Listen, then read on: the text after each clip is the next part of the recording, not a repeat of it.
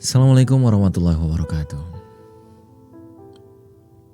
Apa kabar sahabat Dr. Jodoh dimanapun Anda berada? Bertemu kembali dengan saya, Setia Furqan Walid. Saya doakan Anda dimanapun berada diberikan kemudahan, diberikan kesehatan, diberikan keistiqomahan. Seberat apapun ujian hidup, sekelam apapun masa lalu kita, masih ada kesempatan untuk bisa berbagi dan menjadi yang lebih baik.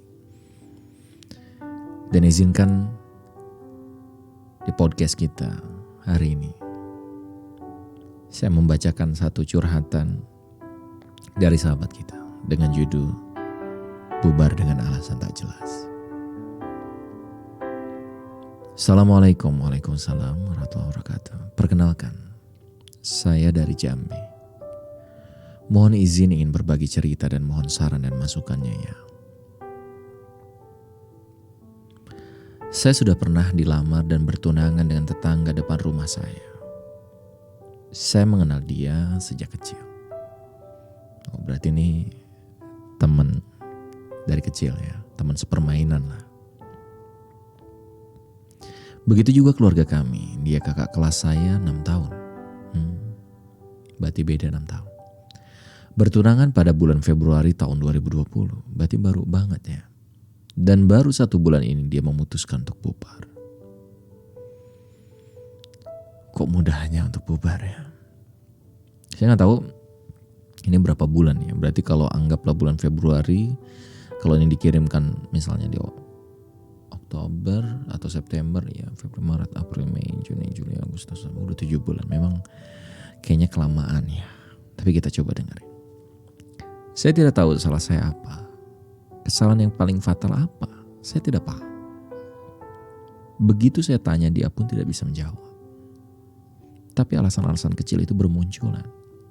Seperti halnya dia menginginkan saya menuruti apa maunya untuk sering mendatangi tempat usahanya. Dan saya menolak. Saya ingin menjaga bahwa posisi kami belum halal. Tapi dia tidak memahami itu. Ya benar juga sih. Aku sih pikir ini kelihatannya karena kelamaan ya. Bertunangan sudah 7 bulan, berarti kalau saya hitung dari Februari.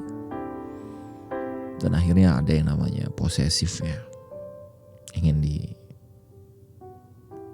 diperhatikan, ingin ya wajar lah kalau ada orang kan namanya. Kadang kalau udah tunangan tuh kayak udah halal semuanya, padahal kan gak segitu juga. Kita lanjutin ya. Terlebih menurut saya untuk memperhatikan dia, story-nya tidak saya komen, dia marah. Saya tidak mengucapkan selamat ulang tahun pun dia tidak terima dan marah. Dan masih banyak lagi kesalahan-kesalahan kecil saya yang membuat dia sedikit demi sedikit berubah.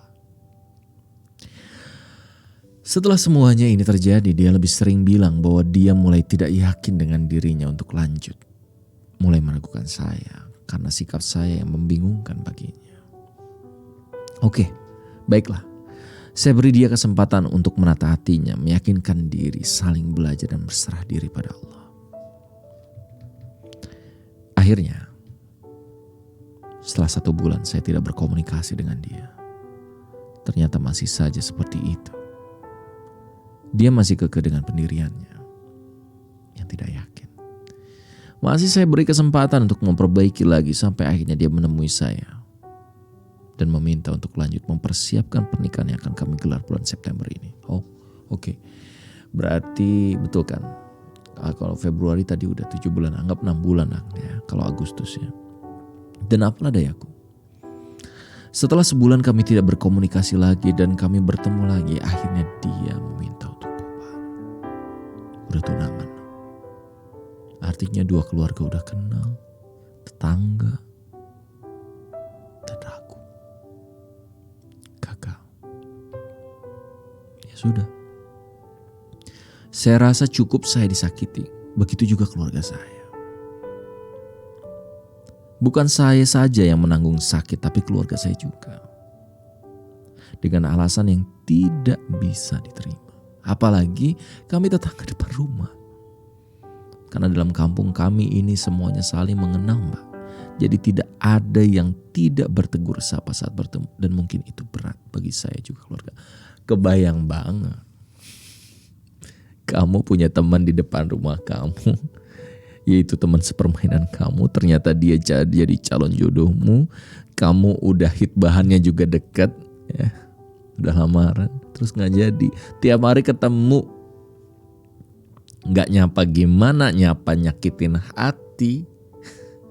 Ya, kita lanjutin. Ini bukan saya nertawa ini, tapi kebayang gitu loh, kebayang banget betapa beratnya.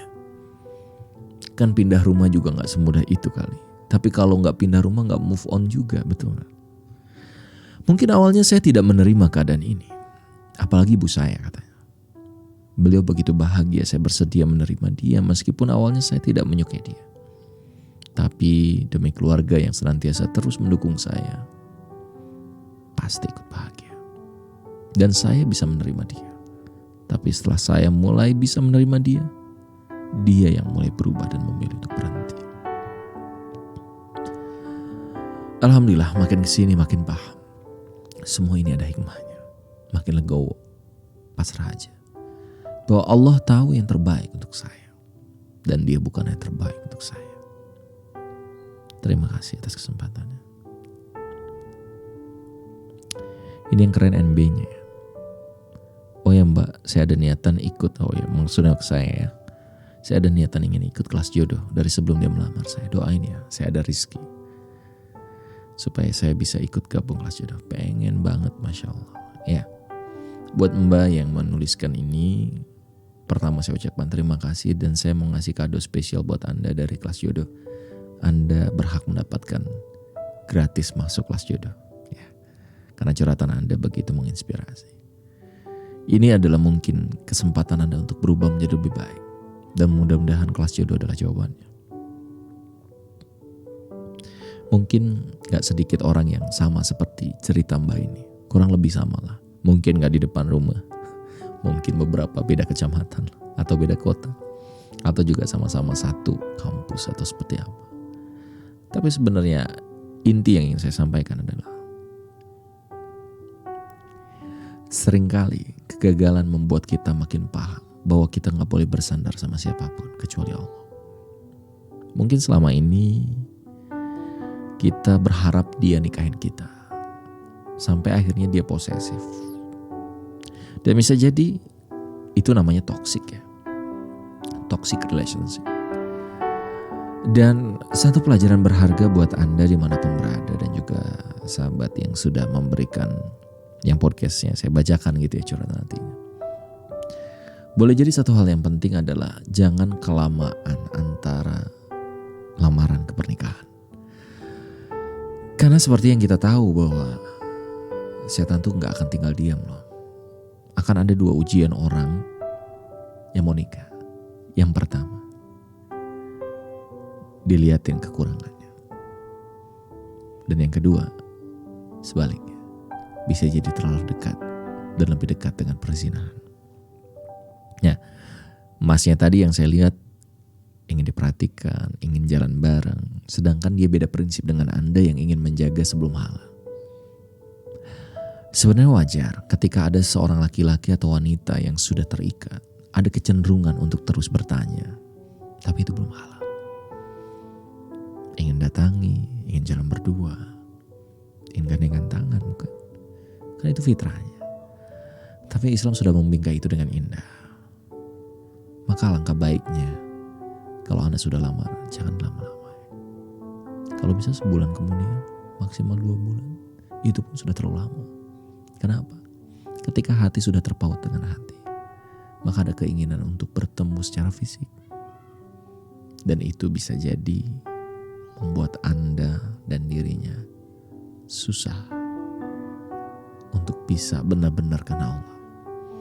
Atau sebaliknya, salah satu seperti Mbak tadi, yang satu gak paham dengan ilmunya bahwa kita harus saling menjaga, yang satu ingin menjaga, akhirnya tidak sepadan. Dan buat Mbak yang memberikan curahan hatinya ini, sekali lagi saya bilang, jangan khawatir. Justru ini Anda harus bersyukur. Walaupun itu tetangga depan rumahmu, sebelum nikah kau sudah tahu kekurangannya. Kau sudah tahu bahwa ternyata dia tidak cocok untukmu. Jangan-jangan nanti udah nikah kamu lebih sakit hati. Jangan-jangan nanti sudah nikah justru dia lebih posesif. Kesini gak boleh, ke itu gak boleh. Percayalah ketika kita mau memantaskan diri karena Allah. Ketika kita terus memperbaiki diri, salah satunya dengan ikut kelas jodoh. Insya Allah, jodoh terbaik itu Allah akan berikan tepat pada waktunya. Terima kasih. Sampai jumpa di podcast selanjutnya. Halo, buat teman-teman semua yang udah menonton tayangannya ini dan mendapatkan manfaat juga inspirasi, jangan lupa untuk like, comment, share, and subscribe ya. Insya Allah membuat kita semakin semangat untuk bisa memberi inspirasi lagi.